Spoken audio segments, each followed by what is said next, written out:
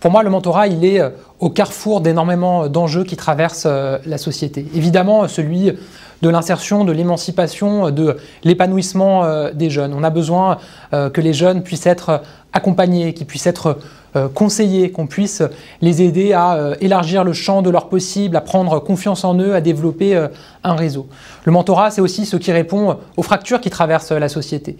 Développer le mentorat, c'est développer une société où les Français se parlent davantage, s'entraident davantage, sont davantage solidaires les uns des autres. Bref, une société où on vit mieux ensemble. Et moi, je crois donc beaucoup au mentorat qui peut passer par un accompagnement scolaire, du tutorat, mais aussi par un accompagnement humain, tout simplement, qui transmet de la confiance et qui ouvre un chemin. C'est une relation différente de celle qu'on peut avoir avec ses parents, avec ses professeurs.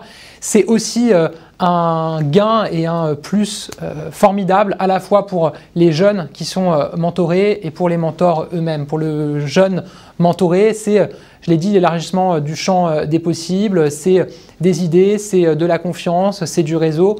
Pour le mentor, c'est aussi le sentiment d'utilité sociale qui est tellement important dans notre société. C'est aussi développer de nouvelles compétences, apprendre de cette relation avec le jeune qui est mentoré. Et donc pour l'ensemble de la société, c'est un gain absolument formidable.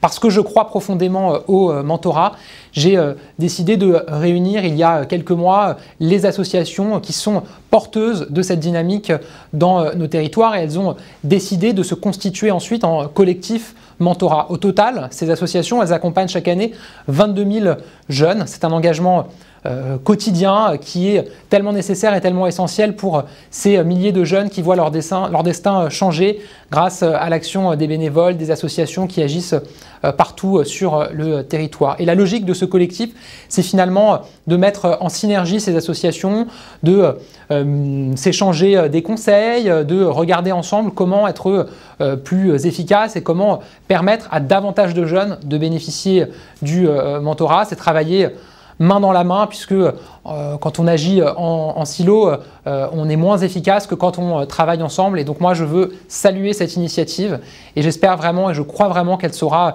rassembler au fil du temps de plus en plus de parties prenantes. C'est notre ambition, nous la partageons. Il ne s'agit pas de dire que tous les jeunes seraient obligés d'être mentorés. Mais en tout cas, moi, dans la société idéale que j'imagine, et je sais que je partage ce rêve avec beaucoup d'entre vous et les associations, c'est que tous les jeunes qui le souhaitent, tous les jeunes qui en ressentent le besoin, puissent avoir le droit à bénéficier d'un mentor et puissent avoir quelqu'un qui leur tend la main et qui permet de les accompagner. C'est pourquoi je souhaite que d'ici à la fin du quinquennat, d'ici à 2022, nous ayons doublé le nombre de jeunes mentorés.